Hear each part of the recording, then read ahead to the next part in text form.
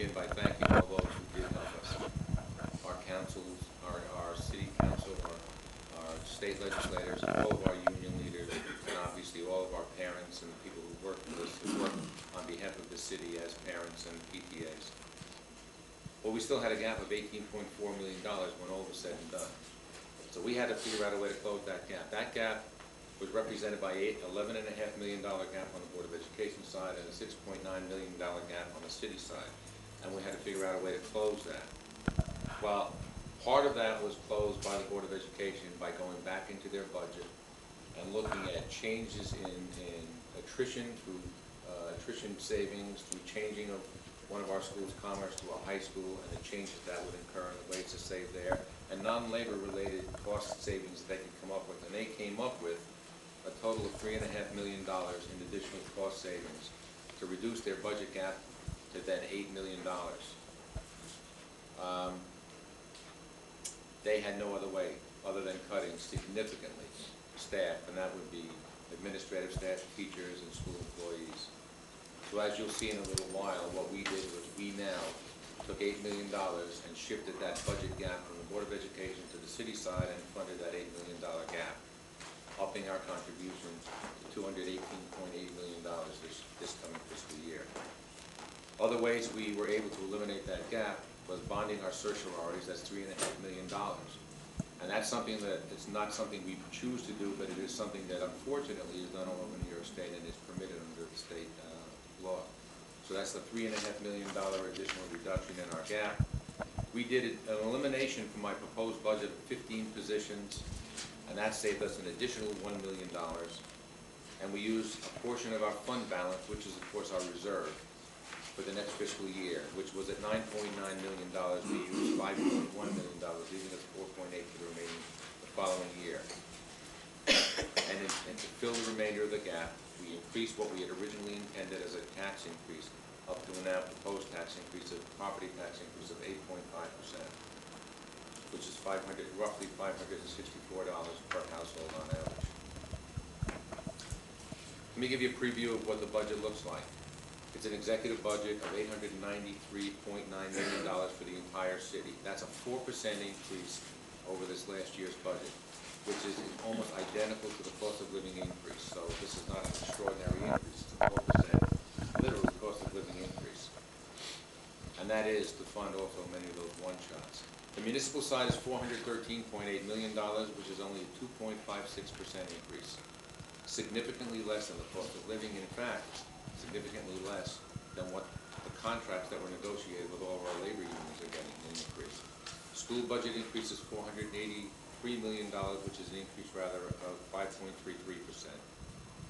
So combined, we're talking about just over 4%, a fraction of a 4% increase. Our contributions, as I said earlier, to the Board of Education went from 210.8 to 218.8. It's a 3.8% increase. I'm going to discuss the impacts of that in a little while. And the property tax, as I said, is 8.5. There are no increases in sales tax, no increases in the income tax surcharge, and no increases in mortgage reporting tax. All discretionary spending has been held at current levels. There's no increase in there, and there are no reductions in services, and there are no layoffs. I'm also proposing a capital budget of $96 million, 68 on the city side, 28 on the Board of Ed side. However, I am not asking the City Council to fund that. It effectively becomes a capital plan approved by the City Council on a priority list, but we're not funding that in the coming fiscal years so that we don't incur any additional debt service. As you know, the City Council, you still have to fund the remaining portion of this past year's capital budget. So this becomes, in effect, your capital plan for the next 2 years. Now, why did I chose to fund it the way I did, which is fully fund this year's, knowing that in the following year, the impact is even greater. And I mean real draconian, and we don't have a way out right now. And the reason for that is, first of all, we've come too far. We've made too many gains. We've created a better education system, and our children are learning and graduating at a much greater rate than they have in years. They are doing better on standardized tests than they have in years, and in large part that's done by programs like the pre-K program, which would have to have been eliminated if we didn't do what we did. And on the city side, the same thing has happened. Services have gotten better. We've created an environment for all of those who want to invest in us, and they're doing so because they believe it's the best thing to do. It's a great city to invest in. And the last thing we needed to do was cut our legs out now, so that we can't run. So we decided we're gonna basically fund this year.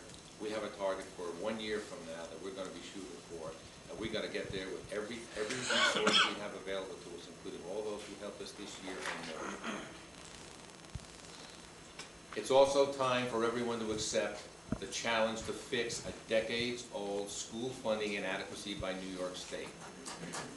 And we're going to talk about that in greater detail. We have once again increased our school funding well in excess of any other city in any other large city in the state.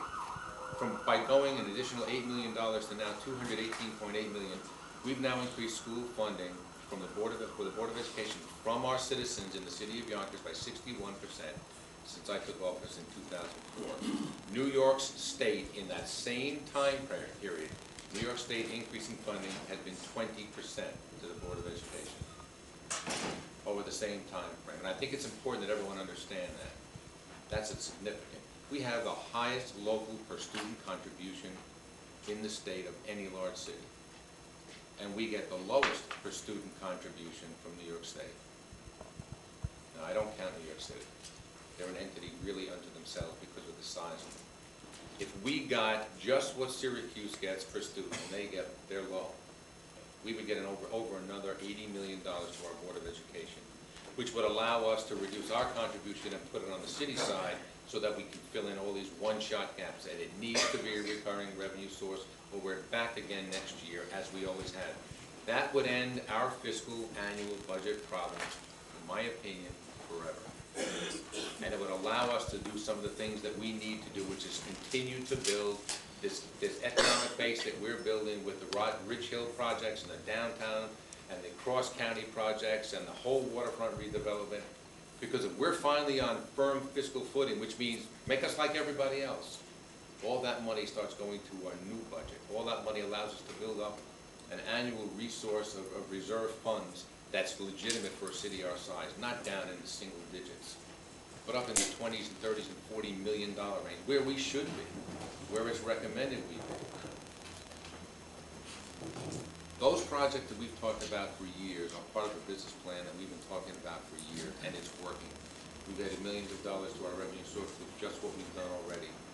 And when Ridge Hill starts finally paying, because they will open up, because we don't get that money until they open, in a little over a year and a half from now, let's say, that's the beginning of those revenues finally starting to increase. And the same goes with the SFC downtown project, the waterfront, the cross-county project, and any other project like that that comes along. But we're not there yet. And we have no longer any single source revenue sources that we can use to fund the gap in between. So folks, in 12 months, we're heading for a cliff. And what we're asking is that New York State finally take care of what they should have been taking care of for years, and build a bridge to the next decade for us, which is when these revenues start coming in.